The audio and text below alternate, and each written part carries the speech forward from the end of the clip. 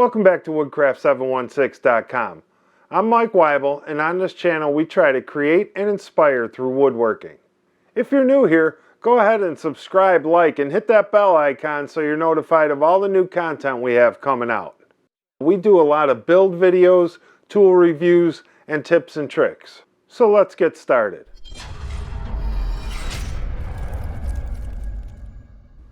Today we're going to be reviewing the Armor Tool Auto-Jig. Recently, I reached out to Armor Tool about their pocket hole jig, and they sent me one to do a review on. Now, I'm not sponsored by Armor Tool, nor am I an employee. So Anthony over at Armor Tool sent me the Auto-Jig, a clamp, the booklet that comes with it, and some pocket hole screws. I really appreciate that, and I'm going to give an honest review. I'll tell you the things I liked and didn't like about it. Now this is really cool. How you set the collar is real easy. You just use your Allen wrench that's on board here and loosen your collar. Then as you pull it forward, it automatically adjusts the collar for the thickness of material you're using. Clamp it down and then tighten your collar.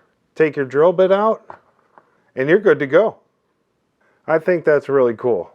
Another cool feature is this rubber pad that they have on here. It really holds your material good when it's up against the guide. And I think this feature is pretty awesome. It's the vacuum port, and that just flips over so you can work from either side. Perfect.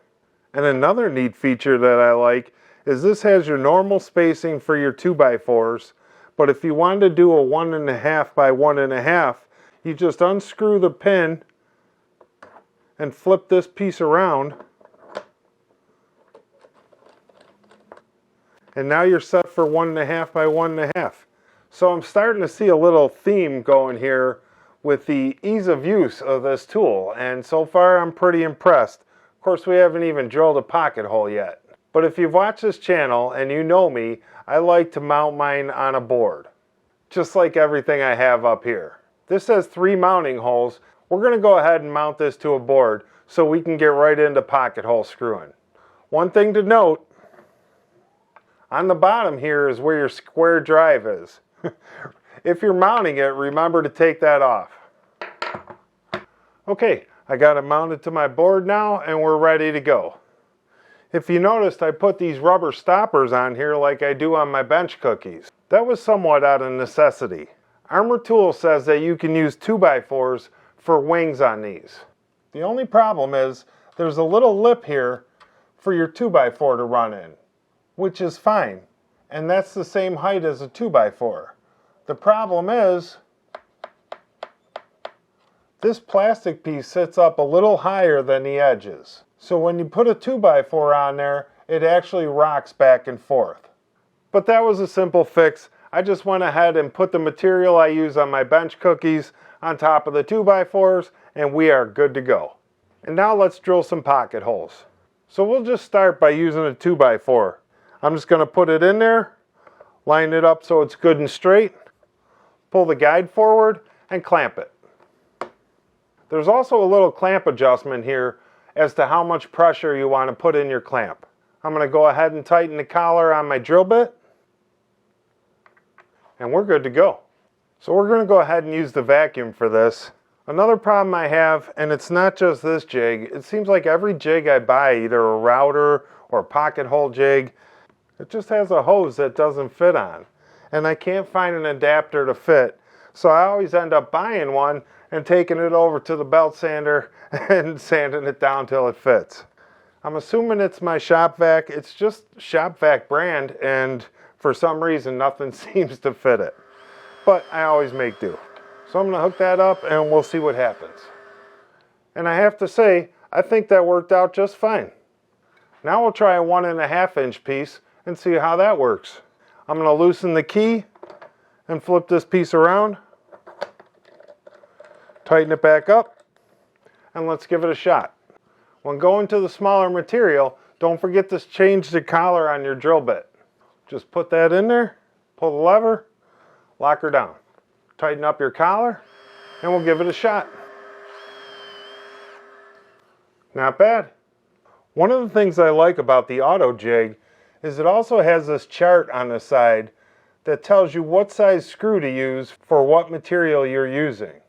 And it goes one step further. When you put the material in, it tells you on the top what size material you're using and then what size screw to use.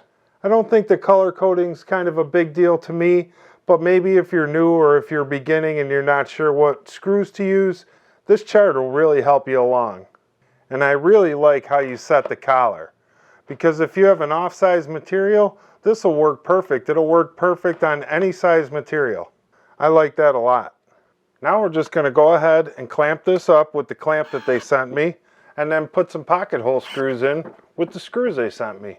Unclamp it, and there you go. That's a nice tight joint. I'm happy with it. So I'd have to say my overall review of the Armor Tool Auto-Jig is that it's pretty awesome. I'm really liking this. It has a ton of great features. Everything seems to be really easy, from switching the sides on the guide to clamping the product down to the auto adjust to the vacuum port. This thing has so many great features, from the color coding on the side to the screw length that's needed to the rubber pad that holds your material. This is a well thought out piece of equipment. I don't have many complaints. My main complaint is that it's really not the same height as a 2x4, which we fixed easy enough. The other thing I see an issue with is the screws that they give you. The colors really don't match the sticker all that well. But if you're familiar with pocket holes, you'll know what to do and you'll figure it out. Plus it tells you on there what size to use, so you don't even have to go by the color.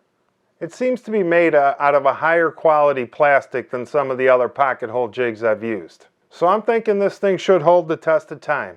And you know, we'll find out, right? And I'll probably buy a few more bits and keep them set up like I do for the other pocket hole jigs. I just find that even more convenient than setting it up every time. I'll probably build a little better stand too, maybe with some drawers to hold my extra bits.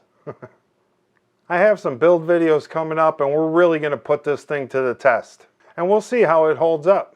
If you're interested in the Armor Tool Auto-Jig, I'll put a link in the description below to where you can pick it up. And I don't think you'll be disappointed. This thing really seems to be decent. I'm going to give it my approval and I'm going to use it a little bit more and really check it out. Don't forget to subscribe, like, and leave me a comment down below. Let me know what your favorite pocket hole jig is. And remember to always create and inspire. Thanks for watching. We'll see you on the next video.